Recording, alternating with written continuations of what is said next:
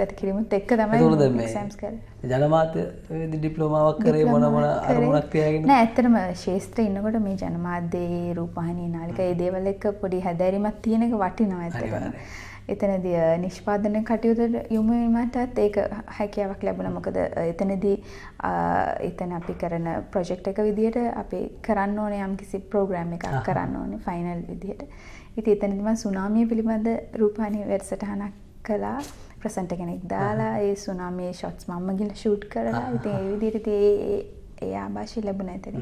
ඒක ජීවිතේට ලොකු අත්දැකීමක් සහ ඔය නිෂ්පාදන කටයුතු වලටත් ඒක ලොකුවට දායක වුණා.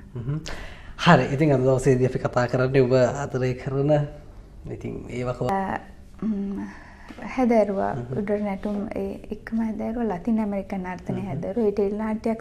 හරි ඉතින් ඔය හැකියාවන් සියල්ලමත් එක්ක අද වෙනකොට ටිකක් කෙනෙක් ඇහුවොත් ඇයි ටිකක් දකින්න අඩු මංජුලාගේ? ඕලිත තමයි.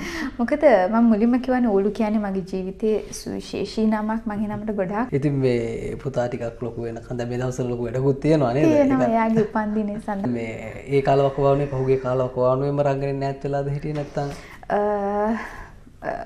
හරි ඉතින් මේ නිකන් එක්සෑම් එකකට මේ උත්තර දෙනවා වගේ නෑනේ මගේ හැටි මට කතා කරනවා. ඉතින් මේ ඔයාලට කියන්න. ඔලු ප්‍රධාන වශයෙන් රුගත කිරීම කරන කුරුණෑගල.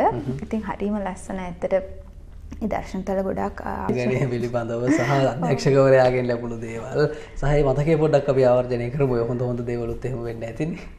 ශෛලපී දෙලංකාව ඉරිදා තමයි විකාශය වුණේ. ඒත් අර මහගෙදර ඒ කියන්නේ දෙමළ ටෙලි නාට්‍ය රැල්ල මම හිතන්නේ ප්‍රධාන වශයෙන් බිඳුනේ ඕලු හරහා.